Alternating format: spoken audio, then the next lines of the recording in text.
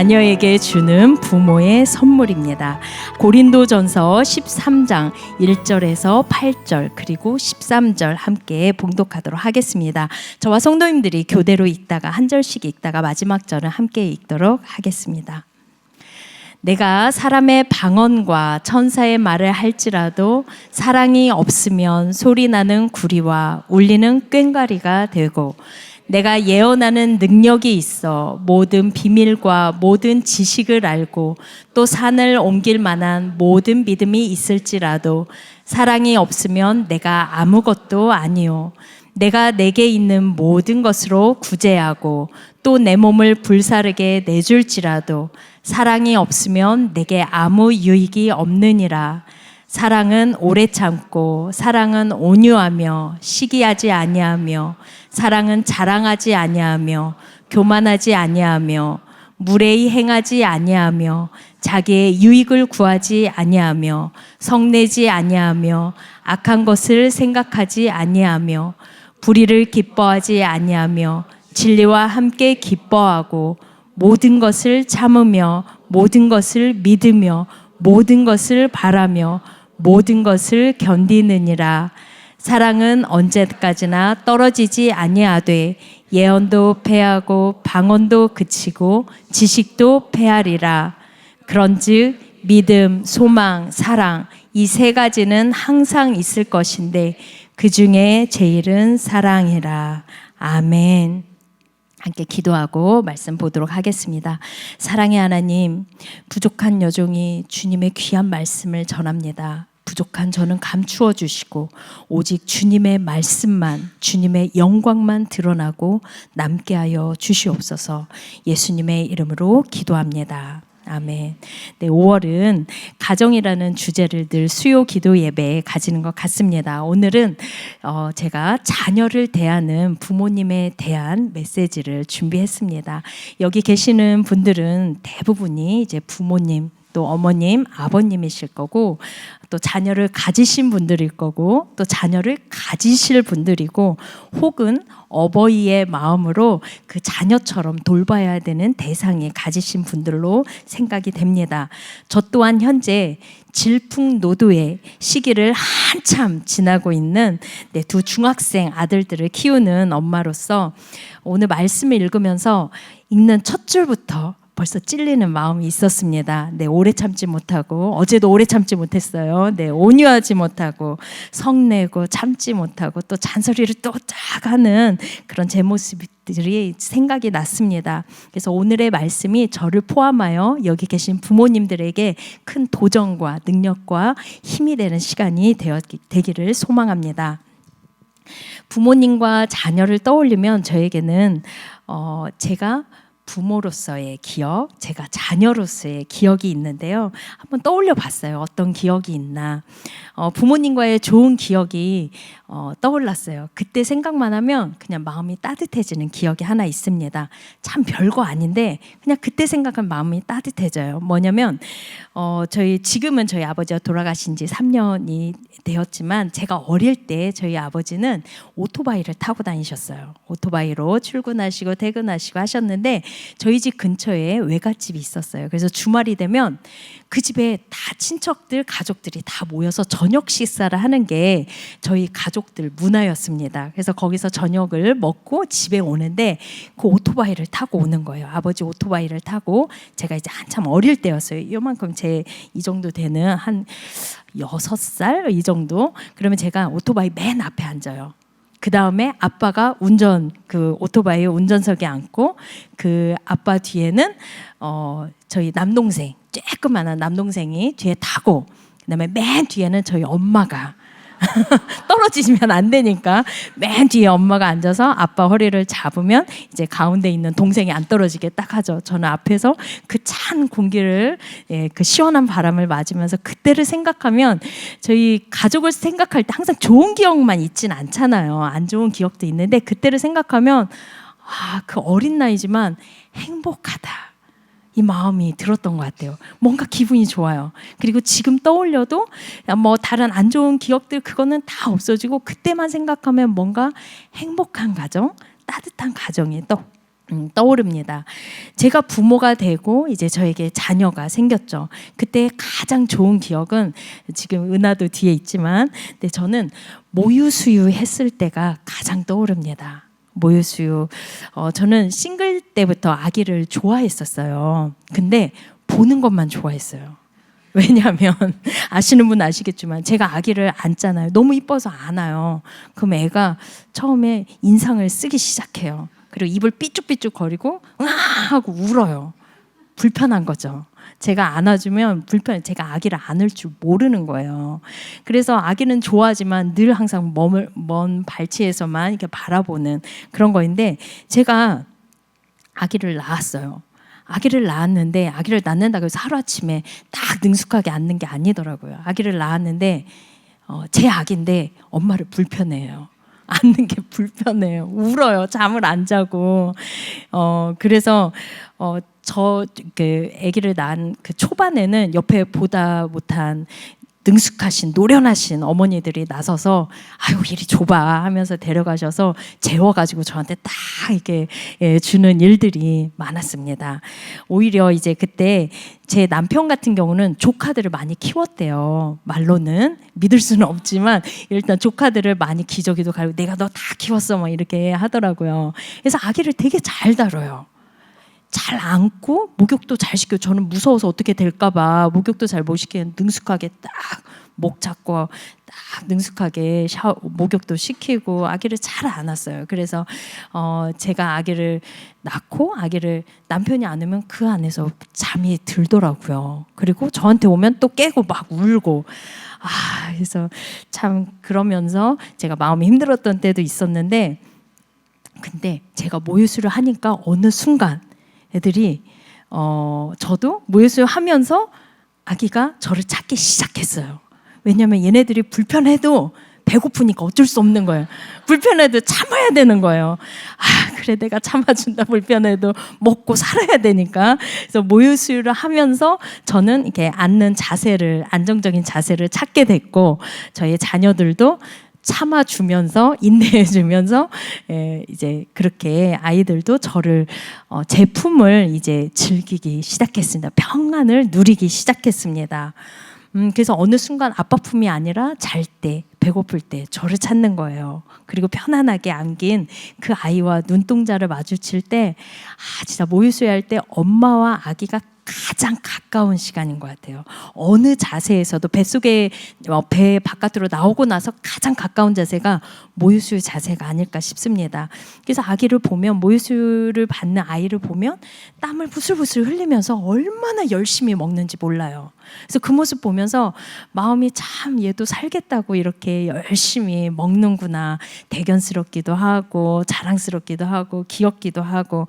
그래서 저는 그 모습이 가장 기억에 납니다. 이렇듯 우리 자녀들은 저처럼 별거 아닌 상황이지만 부모님과의 시간을 되게 따뜻하게 느끼는 그런 순간이 있고, 또 부모가 된 우리들도 자녀들과의 어느 특정한 시간 또 따뜻하게 느껴지는 그런 시간, 추억들이 있는 것 같습니다. 우리가 한 영상을 볼 텐데요.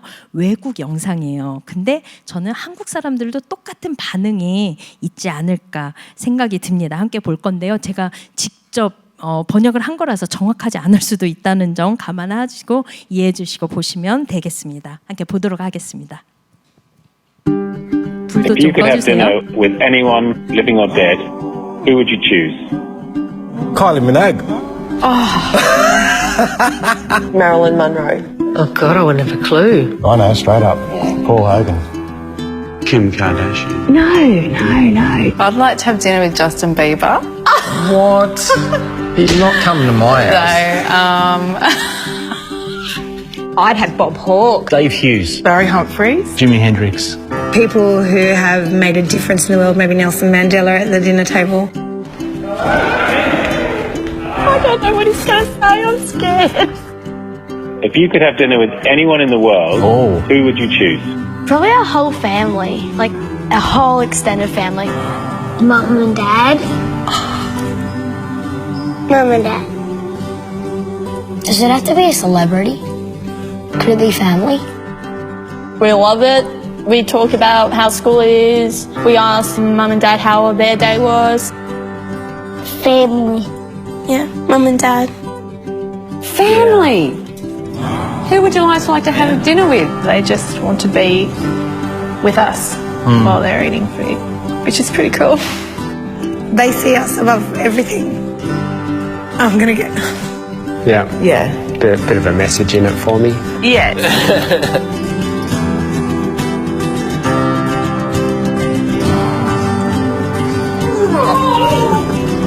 What are we having for dinner?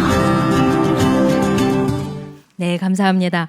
외국의 식품회사 광고 내용인데요. 꽤 감동적이죠. 저도 마음이 뭉클해지더라고요.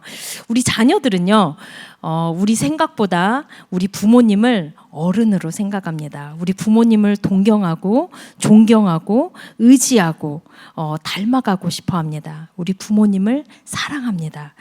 태어날 때부터 부모님을 의지하도록 하나님이 그렇게 창조하시고 만드신 것 같습니다. 저처럼 아기를 잘 못 안는 어리숙한 엄마를 바라봐주고 엄마 품을 그리워하고 저를 찾아주는 우리 아이한테는 제가 그 아이의 우주인 거예요. 세상의 전부인 거예요. 네, 우리는 부모님은 바로 그 어떤 유명한 연예인보다도 우리 아이에게는 아주 훌륭하고 최고의 사람입니다. 하나님께서는 우리 자녀들에게 어른을 주셨는데 그 첫 어른이 바로 우리 부모님입니다. 우리 부모님은 부모님이라는 그 자리는 하나님의 부르심이고 소명의 자리인 줄로 믿습니다. 부모님이 얼마나 훌륭하고 능숙한지에 상관이 없어요. 그냥 우리 자체로 엄마 아빠라는 이유만으로 저렇게 식사를 함께 하고 싶고 엄마 아빠들은 막 유명 연예인들 막 가수 배우 막 생각하는데 아이들은 하나같이 가족이라고 말했죠. 우리 아이들 또 그럴 것 같습니다. 근데 언제부터 틀어졌을까요? 아이들이 커가면서 엄마 귀찮아. 예, 우리 아이들이 지금 한참 그 시기이긴 한데 네, 하여간 우리 아이들은 부모님을 닮아가고 싶어하고 함께하고 싶어합니다. 이러한 부모님이 우리가 자녀들에게 주어야 할 선물들이 있습니다. 다행히 이 선물들은 돈이 들지 않습니다. 그리고 엄청난 지식을 요구하지도 않습니다. 부족한 우리 모습 속에서도 우리가 충분히 줄 수 있는 선물들입니다. 그리고 부모님만 줄 수 있는 선물입니다. 물론 다른 사람들이 그 선물을 대신 줄 수 있지만 완전하지가 않아요. 엄마의 자리는 아빠의 자리는 누구로든 채워지지가 않습니다. 한 분을 제외하고요. 이 선물의 목록은 제가 지난주까지 진행했던 마더와이즈에서 사용하는 교재에서 참고하고 가져왔음을 미리 알려드립니다. 첫 번째 선물은요, 바로 담요입니다. 담요는 우리를 따뜻하게 덮어주는 이불이죠. 바로 무조건적인 사랑을 뜻합니다. 우리는 자녀들에게 조건이 아닌 무조건적인 사랑을 선물로 줘야 합니다. 우리가 오늘 본문으로 읽었던 두 번이나 벌써 읽었어요. 우리가 고린도전서 13장 바로 그 안에 담긴 사랑을 우리 아이들에게 줘야 하는 것입니다. 아이들의 입장에서 엄마가 나를 항상 우리 부모님이 나를 항상 사랑한다는 그 사실이 흔들려서는 안 돼요. 우리가 혼내거나 훈육을 할 때에도 그 사실에 흔들려서는 안 되도록 줘야 되는 것입니다. 그게 세워지지 않으면 이 아이들이 성장해서 다른 사람들과 관계를 맺을 때 굉장한 영향을 미치게 됩니다. 그래서 굉장히 불안정해요. 그래서 그 사람의 사랑을 받기 위해서 다른 사람과 관계를 맺을 때 그 사람과의 관계를 맺기 위해서 노력을 해요. 자기 자체만으로 얼마나 귀하고 소중한 존재인지를 아이들이 인식하지 못하게 되는 거죠. 그래서 부모님이 우리의 무조건적인 사랑을 자녀에게 반드시 줘야 하는데 중요한 건 우리가 줬으니까 나는 줬다? 그러면 거기서 끝나면 안 돼요. 자녀가 받았다고 느껴야 그게 선물을 준 거죠. 우리는 줬다고 해서 나는 줬는데 얘는 왜 이래? 얘는 아직 못 받은 거예요. 우리는 줬다고 생각하는데 아이는 못 받은 거예요. 우리는 아이가 그걸 느끼고 마음에 깊이 새겨지고 어느 상황 속에서도 엄마 아빠를 떠올릴 때 나를 사랑하셨지 이 마음을 가지도록 해야 우리가 그 선물을 주는 것입니다. 이게 아이가 어릴 때나 또 자랄 때나 그 무조건적인 사랑, 바로 담요를 계속적으로 우리는 줘야 합니다. 구체적인 방법으로는 우리의 시간이 될 수도 있고요. 또 지금 저기 아이처럼, 갓난아기처럼 우리 은하와 같은 저 나이에는 우리의 육체적인 노동이 될 수도 있고요. 또 우리의 신체적인 접촉이 이들에게 담요를 주는 선물의 모양이 될 수도 있습니다. 또 저처럼 이제 아이들이 사춘기인 아이들은 자녀와의 대화가 아주 중요한 그런 구체적인 방법들이 될 수 있습니다. 그래서 이런 어떤 방법을 써서든지 우리는 아이들에게 우리는 너희한테 관심이 있다. 네가 관심이 있어 하는 거에 나도 관심이 있고 너에게 무엇을 줘도 하나도 아깝지가 않아. 이런 마음을 아이들에게 알게 해줘야 됩니다. 슬프게도 저는 사춘기 아이들이라서 저는 신체적 접촉이 아주 힘든 시기가 아이들에게 왔습니다. 제 눈에는 아직 아기 같거든요. 여드름이 바둥바둥 났어도 제가 볼 때 아기 같거든요. 그래서 엉덩이도 두드려주고 싶고 안아주고 싶은데 애들이 제품을 피합니다. 야, 네가 가 서로 이러더라고요. 아, 진짜 자존심 상하더라고요.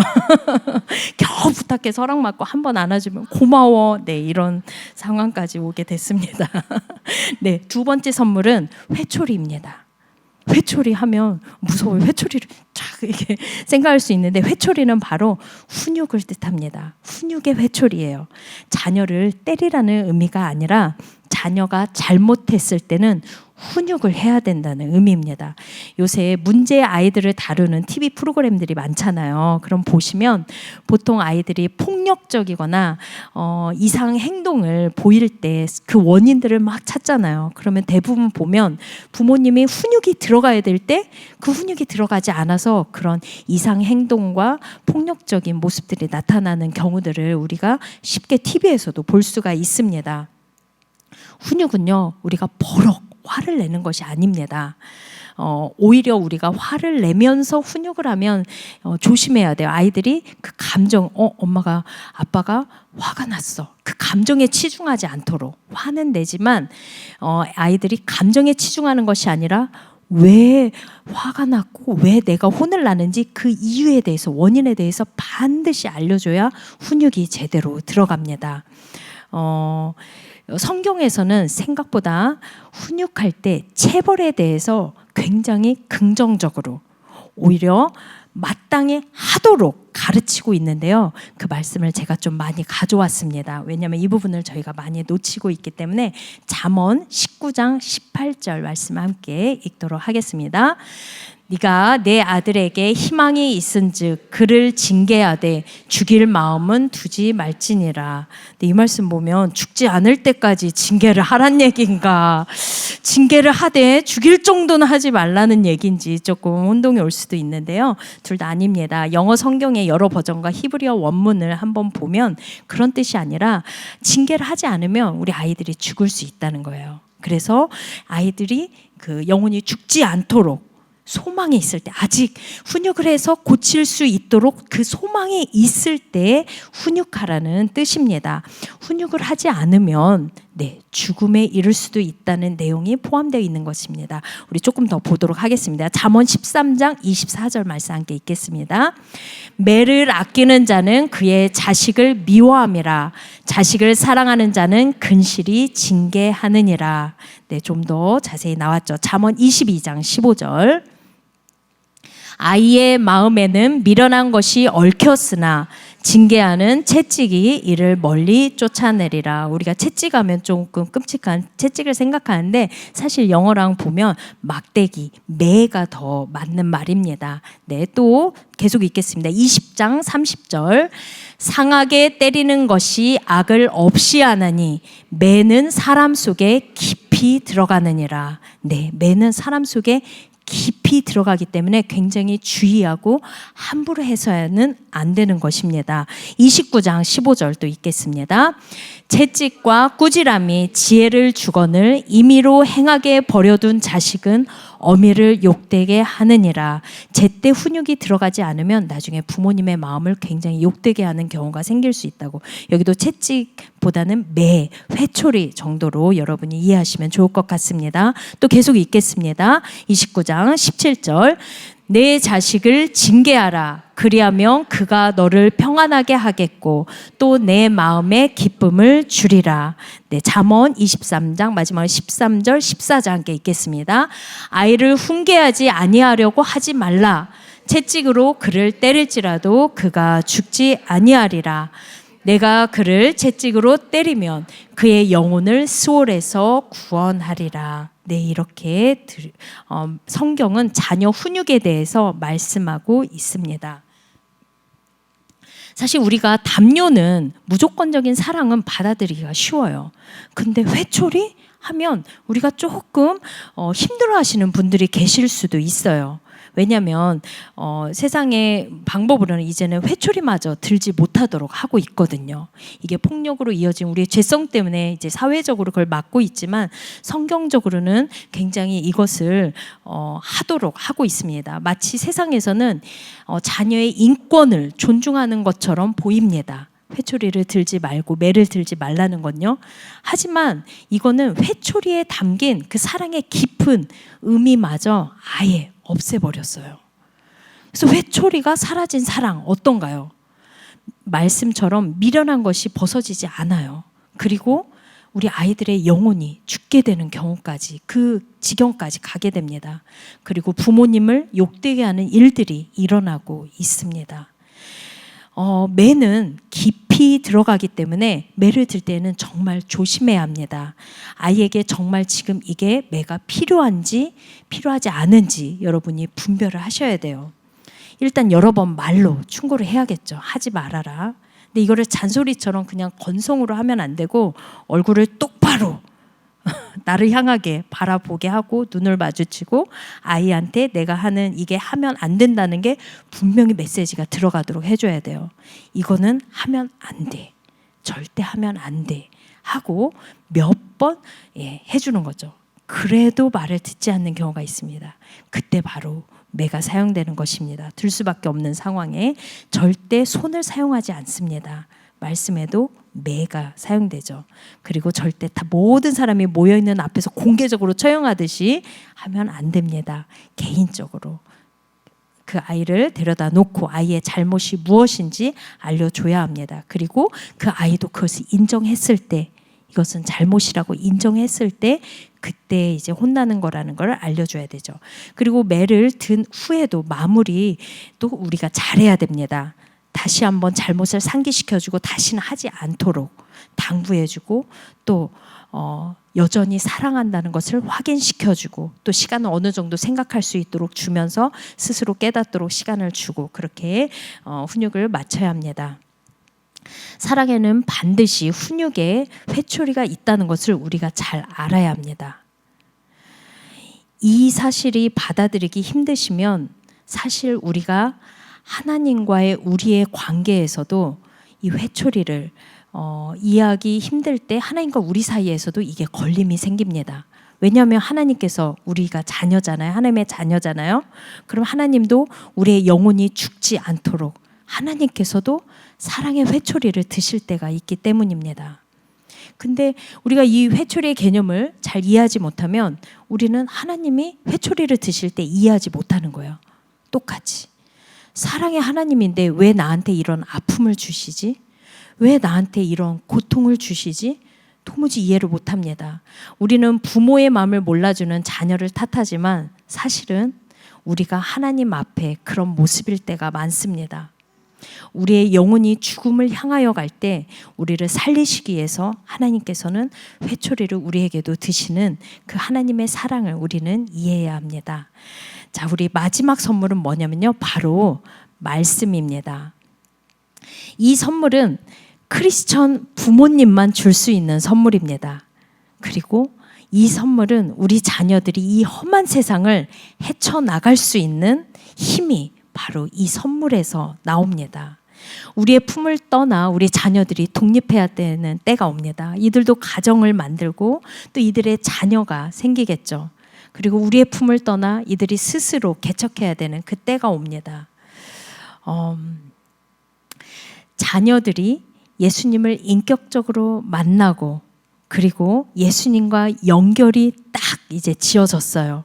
그래서 스스로 잘못했을 때 예수님께 그 죄를 가져와서 회개할 수 있는 스스로의 힘이 생기고, 또 예수님의 힘을 공급받고 그 어려운 상황을 기도하면서 헤쳐나갈 수 있는 힘이 생길 때, 그때 우리는 부모의 역할을 다 하는 것입니다. 그때가 되면 저도 사실 마음을 놓고 눈을 감아도 마음 평안할 것 같습니다.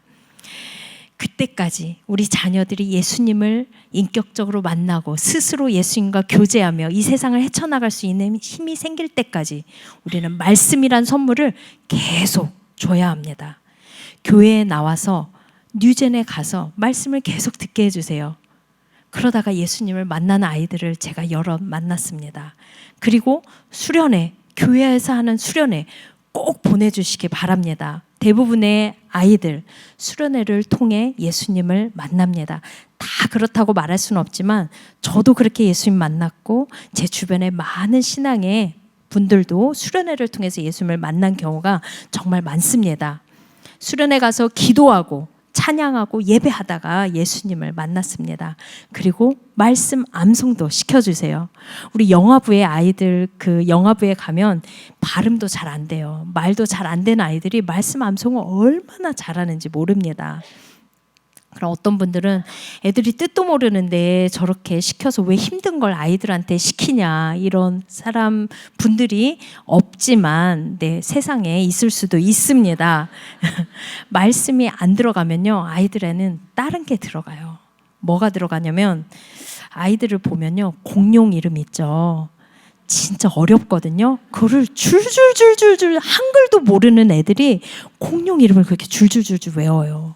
또 10대가 된 우리 아이들을 보니까 요새 노래 가요를 그 가사를 얼마나 잘 외우는지, 요새 가요 옛날 우리 노래 같지 않아요. 속사포처럼 막 쏘아대는 가사예요. 이게 말인지 이게 무슨 노래인지 무슨 뭐를 읊는 것인지 막 그런 노래 가사를 줄줄줄 외웁니다. 말씀이 들어가지 않으면 세상에 헛된 것들이 아이들의 기억과 아이들의 그런 아이들의 머릿속에 그렇게 들어가게 됩니다.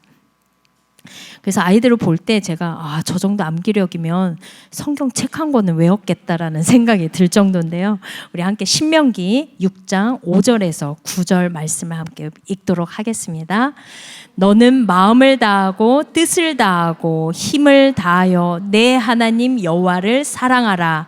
오늘 내가 내게 명하는 이 말씀을 너는 마음에 새기고 내 자녀에게 부지런히 가르치며 집에 앉았을 때에든지 길을 갈 때에든지 누워 있을 때에든지 일어날 때에든지 이 말씀을 강론할 것이며 너는 또 그것을 내 손목에 매어 기호를 삼으며 내 미간에 붙여 표로 삼고 또 내 집 문설주와 바깥문에 기록할지니라. 아멘.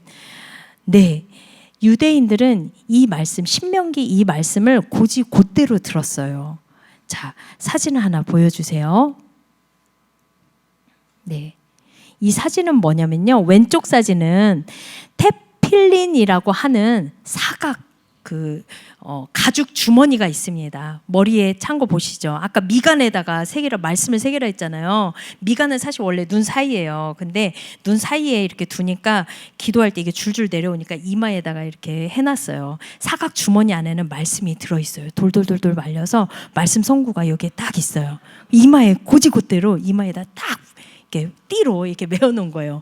또 아까 뭐라고 했어요? 손목에 매어서 기호를 삼으랬잖아요. 그래서 손 보이세요? 팔뚝에다가 7번 돌려요.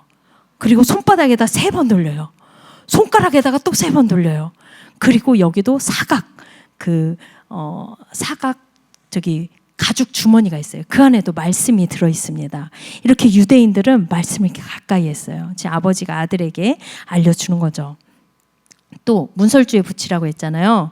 문설주예요. 바깥문 들어가는. 이스라엘에 가면 모든 집에 있대요. 저도 직접 가서 보지는 못했지만 이 안에 또 말씀이 들었어요. 이 안에 말씀이 들어있어서 문설주 들어가는 입구에다가 모든 이스라엘의 집에 붙어 있어요. 그러면 그냥 습관이에요. 들어갈 때마다 그걸 한 번씩 이렇게 터치하면서 들어가요. 그러면서 또 말씀을 기억하라고. 이 곧대로 듣고 있습니다. 유대인들은. 우리는 이렇게까지는 못하더라도, 이렇게까지는 안 하더라도 자녀들에게 말씀을 계속 상기시고 들려줘야 합니다.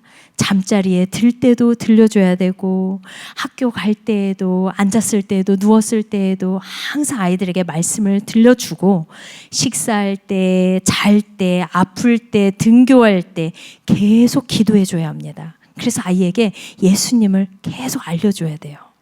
자꾸 가르치고 반복을 해줘야 됩니다. 아이들이 질문할 때가 있어요. 엉뚱한 질문. 이게 기회입니다. 대화할 수 있는 기회예요. 시작은 게임 허락을 시작으로 대화가 시작됐을지 모르지만 결론은 항상 예수님으로 끝나도록, 우리는 항상 대화의 주제를 예수님으로 돌리도록 그런 부모님이 되시길 축복합니다. 네, 이 모든 선물, 제가 3가지 선물을 받죠. 이 모든 선물에 전제되는 조건이 있습니다. 오늘 바로 고린도 전서에서 읽은 사랑입니다. 우리 고린도전서 13장은요, 사랑장으로 불리기도 하지만 너무 유명해서 가장 안 읽히는 장이기도 한 것 같아요. 말씀 우리 한 번 더 읽도록 하겠습니다. 제가 읽을 때는 이 본문 자체로도 정말 완벽한 설교문입니다. 제가 볼 때는요. 근데 여러분들, 우리가 맛있고 고급진 음식 먹을 때 어떻게 드세요? 후다닥 막 먹지 않죠. 어떻게 먹어요? 한 입. 맛있어. 이렇게 음미하면서 먹잖아요. 이 고급진 말씀을 읽을 때 우리도 이렇게 음미하면서 한 절 한 절 읽었으면 좋겠습니다. 함께 읽도록 하겠습니다. 내가 사람의 방언과 천사의 말을 할지라도 사랑이 없으면 소리나는 구리와 울리는 꽹과리가 되고, 내가 예언하는 능력이 있어 모든 비밀과 모든 지식을 알고 또 산을 옮길 만한 모든 믿음이 있을지라도 사랑이 없으면 내가 아무것도 아니요, 내가 내게 있는 모든 것으로 구제하고 또 내 몸을 불사르게 내줄지라도 사랑이 없으면 내게 아무 유익이 없느니라. 사랑은 오래 참고, 사랑은 온유하며 시기하지 아니하며, 사랑은 자랑하지 아니하며 교만하지 아니하며 무례히 행하지 아니하며 자기의 유익을 구하지 아니하며 성내지 아니하며 악한 것을 생각하지 아니하며 불의를 기뻐하지 아니하며 진리와 함께 기뻐하고 모든 것을 참으며 모든 것을 믿으며 모든 것을 바라며 모든 것을 견디느니라. 사랑은 언제까지나 떨어지지 아니하되 예언도 패하고 방언도 그치고 지식도 패하리라. 그런즉 믿음, 소망, 사랑, 이 3가지는 항상 있을 것인데 그 중에 제일은 사랑이라. 아멘. 사랑이 이 모든 것보다 크다는 거예요. 세상의 지식보다, 어떤 믿음보다, 우리가 가장 갖고 싶은 은사들보다 가장 필요한 것은 사랑이 있어야 한다는 것입니다. 우리 교회 안에, 가정 안에 놀라운 일들, 엄청난 일들이 일어나고 신기한 기적이 일어나고 능력이 있어도 사랑이 함께 있지 않으면 아무리 우리가 옳은 말을 해도 사랑이 없으면 먹히지가 않아요. 이거는 말씀에 나온 진리입니다. 근데 이 사랑은요, 여러분, 드러나지가 않아요. 아무리 사랑을 부어준들 눈에 짠하고 보이지가 않아요. 왜냐하면 겸손하게 참고 있거든요. 겸손하게 견디고 있거든요. 자랑하질 않아요. 드러내지도 않고 교만하지도 않아서 눈에 잘 띄지가 않아요. 근데 흔들림 없이 견디면서 그 자리를 꿋꿋이 지키고 있는 게 사랑입니다. 그리고 그러한 사랑으로 우리의 자녀들을 사랑해야 하는 것입니다. 그 사랑을 가지고 이 3가지 선물을 줘야 되는 거예요. 근데 가장 큰 문제는 그 사랑이 우리 안에 없다는 게 문제입니다. 저만 해도 오래 참고 그 첫 마디부터 탁 막힙니다. 안 그래야지 결심하고 집에 들어갔어요. 어질러진 칭찬부터 해야지. 그러고 다짐하고 딱 들어갔는데 집이 난장판이에요. 뭐가 쑥 올라와서 이리 나와봐 하면서 혼을 내더라고요. 잔소리하고. 그래서 내가 방금 오기 전까지 문 앞에서까지 내가 칭찬 먼저 해야지, 좋은 거 먼저 해줘야지, 그냥 바로 무너지더라고요. 그러면서 후회하죠. 제가 또 왜 그랬을까요? 네. 그래서 우리는 예수님이 필요합니다. 그 사랑을 가장 완벽하게, 온전하게 가지신 분이 예수님이거든요. 그리고 그 사랑을 우리에게 예수님은 주셨습니다. 지금도 한없이 부어주고 계십니다. 우리가 믿던지 안 믿어지던지 간에 예수님은 지금도 우리에게 한없는 사랑을 부어주고 계십니다. 그래서 이것밖에 안 되는 우리 자신을 바라보게 될 때 실망하고 좌절할 필요가 없습니다. 그냥 우리는 사랑이 없는 존재입니다 하고 인정하는 것이 가장 빠르고 속이 편합니다. 아이고 주님, 제가 또 이렇네요. 저를 도와주세요. 제가 어떻게 할 수 있을까요? 우리 말씀 구절 고린도후서 4장 7절 마지막으로 한번 읽도록 하겠습니다. 우리가 이 보배를 질그릇에 가졌으니 이는 심히 큰 능력은 하나님께 있고 우리에게 있지 아니함을 알게 하려 함이라. 네, 우리는 질그릇입니다. 툭하면 깨집니다. 조그만 충격에도 툭하고 깨지는 게 질그릇입니다. 그리고 진흙같이 아무것도 아닌 우리의 존재를 하나님께서 토기장이가 되셔서 우리를 그릇으로 만들어 주셨어요. 그리고 그 그릇을 사용하십니다. 그러면 질그릇 같은 우리 존재는 어떻게 해야 되냐면 그 보배이신 예수님을 담으면 되는 거예요. 예수님이 없는 질그릇은 정말 아무 쓸모가 없습니다. 하지만 보배이신 예수님을 담을 때 우리에게 큰 능력이 나타납니다. 우리는 우리가 자녀들을 사랑할 수 있는 힘이 생깁니다. 오래 참을 수 있게 되고요. 온유하게 되고 무례히 행하지 않게 됩니다. 모든 것을 견디는 힘이 생깁니다. 보배이신 예수님을 우리에게 담았을 때요. 근데 이게 짠하고 생기지가 않더라고요. 우리 그림 하나 띄워주실래요? 제가 정말 많이 준비했죠. 네. 글씨 따라하는 연습이에요. 바로 이 방법으로 우리도 예수님 사랑을 배워야 되는 거예요. 처음에는 이 글씨를 아이들이 따라한 거 보면 똑바로 안 써지고 삐쭉삐쭉 이렇게 뻗치기도 하고 이 칸에 맞지 않고 넘어서서 하기도 하고 이렇게 됩니다. 우리도 그래요. 예수님 사랑을 닮을 때 처음에 흉내내서 하지만 오래 참아보지만 참지 못하고 버럭 화를 낼 때 있고 넘어질 때 있고 쓰러질 때 있습니다. 삐뚤삐뚤 우리 마음의 방향과는 원하는 바와 다르게 표현될 때가 있어요. 하지만 다시 제자리 찾아와서 이 밑글씨를 따라하는 거죠. 그것처럼 예수님의 사랑을 따라하는 거예요. 고린도전서 13장에 그 사랑을 우리가 따라하고 매일 연습하고 훈련하다 보면 어느 순간인가 제법 예수님의 사랑처럼 우리도 온유해져 있고 아이들을 있는 자체로 받아주는 그 사랑을 어느샌가 우리도 하게 되는 우리의 모습을 보게 될 것입니다. 오늘 읽은 고린도전서 13장 말씀은 우리가 평생 따라하고 연습하고 훈련해야 하는 것입니다. 그러다 보면 질그릇 같은 우리에게 보배이신 예수님처럼 사랑이 나타나고 능력이 나타나고 치유가 일어나고 깨어진 관계가 회복되는 역사가 일어날 줄 믿습니다. 우리의 무너진 것들이 고침을 받고 새롭게 우리의 가정, 우리의 자녀가 세워지는 그러한 일들이 일어날 줄로 믿습니다. 우리 함께 기도하시겠습니다. 사랑의 하나님, 질그릇 같은 우리에게 보배이신 하나님을 담게 해주시니 감사합니다. 그 사랑으로 우리의 자녀와 우리의 가족들과 교회를 사랑할 수 있도록 도와주시옵소서.